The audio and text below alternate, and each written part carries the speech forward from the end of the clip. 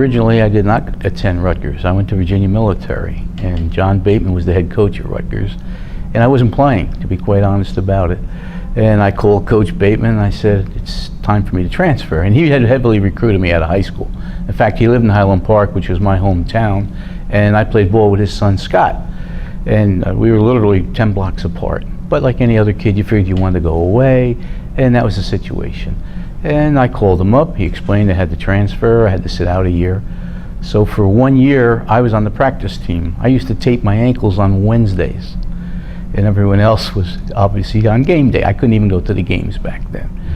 And funny thing too, another fellow from Virginia Military was Jimmy Benedict.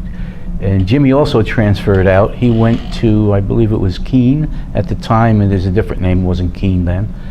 And he was on the practice field with me. Both of us, unbeknownst to each other, transferred to Rutgers out of VMI. And then in '68 and '69, I got the starting job, and I was very happy with that. And because Coach Burns was the quarterback coach, and obviously he's the one I spent most of my time with. Coach Bateman was the head coach, he was the CEO, and it was Frank Burns and I got a lot out of that, a lot of strategy. Things I really enjoyed was Wednesdays, believe it or not. And Wednesdays, two reasons. One is we would go over the game plan, and all the quarterbacks would sit down with Coach, we'd go over some films, and we'd come up with the strategy. You know, if they're gonna have a 43 defense, which you can expect, looking for weaknesses, tendencies, things like that, and we'd have it all mapped out. And not being too big a guy, you know, I used to say I was 5'10", really 5'9", 175.